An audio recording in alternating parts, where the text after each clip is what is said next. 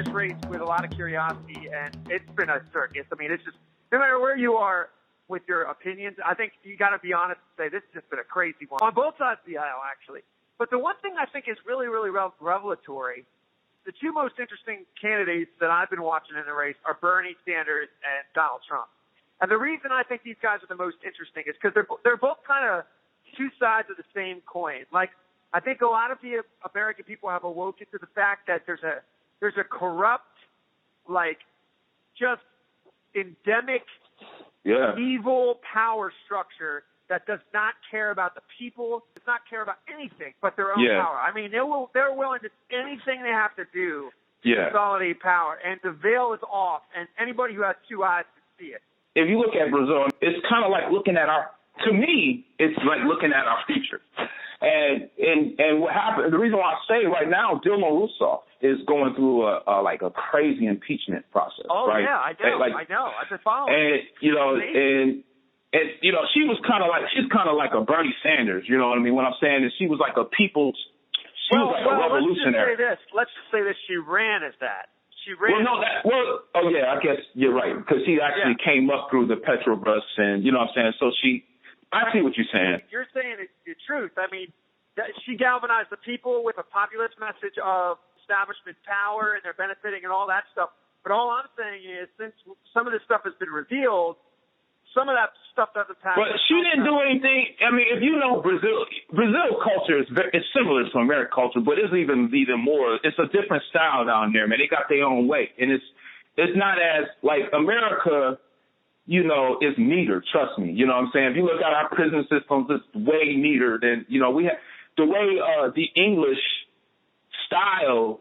You know, England has a lot of pride, and you know, if you just look at England, you know what I mean, it's a woman's type of, it's a matriarch. Yeah, you know what I'm saying? Right. But American is like the little bad kid that went off and found his own land. Right. You know what I mean? Right. Well, the Portuguese, are totally different. Their slave trade system was totally different. That's right. But what's happening down there is that they had their first female president. She was cool for 4 years because, of course, they had the Olympics, the World Cup, and that attracted outside European investors, outside that money, and they were putting the money through the building during that development phase. But now any smart investor knows after the Olympics, it's going to stabilize. There's not going to be a building boom no more. It's not going to be this main attraction. So the economy is retracted. So what she was trying to do is prevent, what we did is, our economy was retracting. What Obama did wasn't the most beautiful process in the world.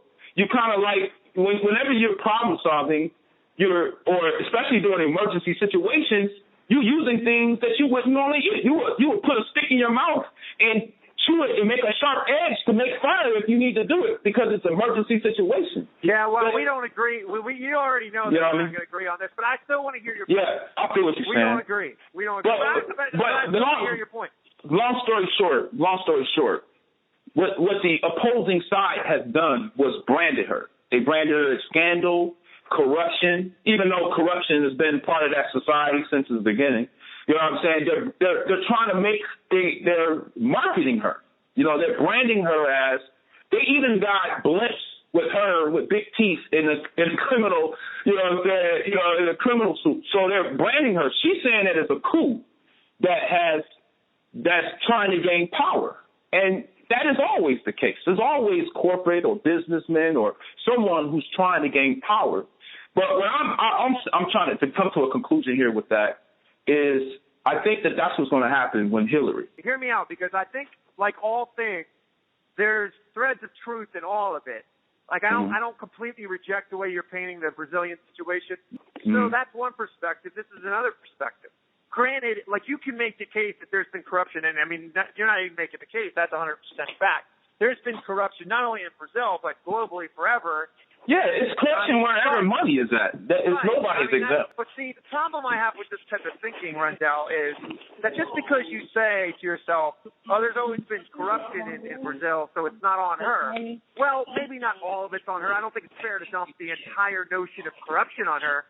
But bear in mind, this woman lorded over. She was in a position of power, and you're not going to be able to convince me that she was blind to all this stuff. Some of the corruption that has unearthed itself is baffling down there. I mean, if you look at some of the corruption that they've discovered, some of these are politically motivated, obviously. Yeah. You can't just wash your hands with it and say, oh, there's always been corruption. When you're in leadership, Rendell, you can't completely duck responsibility. Yeah. I mean, I feel what you're saying. I mean, Bernie Sanders, for example, right? What he's saying in general is a dream. It's a new progressive American dream, like, free education. But we all, free this, free that. But the point I'm trying to make with that is it's unhealthy because we do know that socialism extreme socialism can degrade a society because anything that you have to earn or work for, you value more. You know what I mean? Right. And you have to have a sense of competitiveness to that actually does create greatness. It's not conducive to our society, man. We're a capitalist country. It's about profit. It's about we have investors. The Federal Reserve. But I guess Bernie's point, Rendell, is that we need to throw that all out, start again. I mean, what they're saying is that if we're going to spend 50-60% of our budget on military, I listen to it. So you know me to be a conservative, right? So what I'm about to say is going to sound crazy at first. It's all right. But bear in mind that this is a crazy election. Yes. So I'm looking at everything all over again. That's just the way I'm looking at it. I'm trying to be as intellectually honest as I can be with myself, and I'm just saying to myself, look, it is straight up us versus them. And what I mean by that is us without power versus them with power. And I'm dead serious. That's how I look at it. Now, that being said, there's differing agreement, there's differing perspectives, and obviously our politics and our worldview come into play. But I'm honestly dead serious about this. The Republican Party to me is disgusting.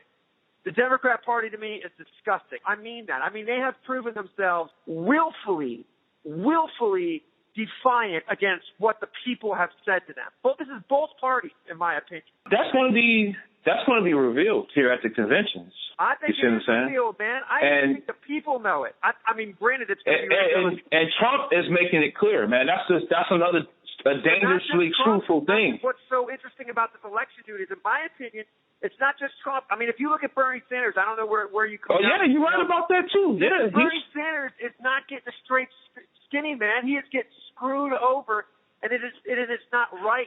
And another thing too that is a major factor is the media, man. Oh, well, you notice that now, the establishment just swept the last elections. This media, I had found out MSNBC, Morning Joe and them, they were actually pro. You can tell, like, if you listen to how they formulate their questions, how they respond. And I'm not, I don't really care because I'm just looking at it as a witness, as a student. I'm not, right, you know what I'm saying? Too.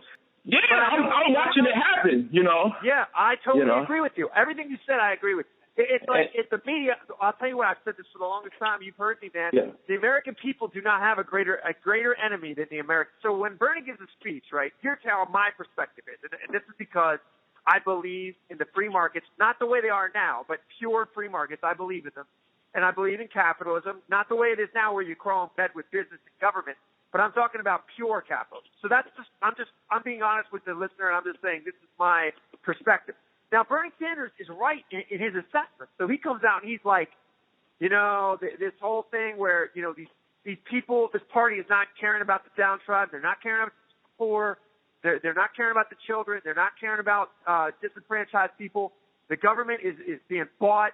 The Wall Street thugs are buying everything. He's right about all that stuff, right? Yeah. And so a guy like me is listening to this, already frustrated with the system, seeing Wall Street banks get bailed out, seeing the corruption of and then, so this is where Bernie loses me though, right? So the way I look at it is, it's a combination of corporate interest and government issues crawling into bed with each other, and hosing the rest of the people for their own means and their own ends and reinforcing their own power.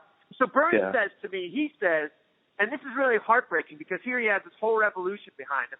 He says to me, the way I'm going to fix these problems, Brock, is I'm going to use this corrupt government that I just told you is corrupt, that I just told you is bought off, that I just told you is bribed by all these companies. I'm going to use these same tactics to fix the government. It's true, but he did add one additional thing, though. He says, I'm going to need you after the election. So now, and that's he doesn't need them after the election.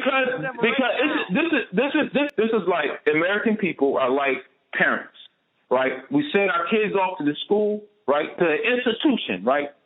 They go to school all day, and then when they come home, a lot of parents, this is not every parent, but a lot of parents, you know, that's it, right? If they don't get homework, hey, do you have homework? No, that's it. But that's us becoming dependent on the system to educate our young, our ducklings. You see what I'm saying? So what I'm trying to say, it is actually our responsibility to teach the kids what we have learned and what our grandparents have learned. You know what I'm saying? It was actually our responsibility. But so what I'm saying is, it's a good analogy. It's a pretty good analogy. The school is only going to do so much. We cannot depend. The state is actually strengthening itself against the people. It's thoughtful. Like the whole thing where it's actually the parents' job to keep that school in check, looking over the homework, looking over the assignments, and the fact that we're not doing that's on us. And I have to admit that's a strong point. And I think whenever you complain about the government, you have to at least be intellectually honest enough to say, hey, because we're apathetic and because we're ignorant, because we dropped the ball and fumbled the football, we have to take responsibility for that. And that's true. To some extent, a lot of people who aren't that dumb they become jaded, not because they're lazy, but because they realize that no matter how much they educate themselves, no matter how much they know, this system, as it is right now, has corrupted itself so badly. And it's not, you know what? It's not actually the system. You're going to have to follow me with this, because I feel what you're saying. I'm 100% with you on that. But it's not really, what I'm saying is, it's who's using the system. You see what I'm saying? The system is in place. But who's taking advantage of the system? Like, so when Trump's talking about the bankruptcy, a lot of American people are looking at it as a bad. Oh, he went bankrupt. He's looking at it as a system that's in place to protect my assets so that I can build again. So he's thinking from a wealthy perspective, using the system, and the poor are not. No, what you're saying is right, and I'm not rejecting like the constitutional republic. I'm not saying that. Don't get me wrong. I'm not saying we throw the baby out with the bathwater. What I'm saying is that Bernie Sanders doesn't even speak like you're speaking, dude. I'm exactly like you, just with a different point of view, but I really don't trust none of them.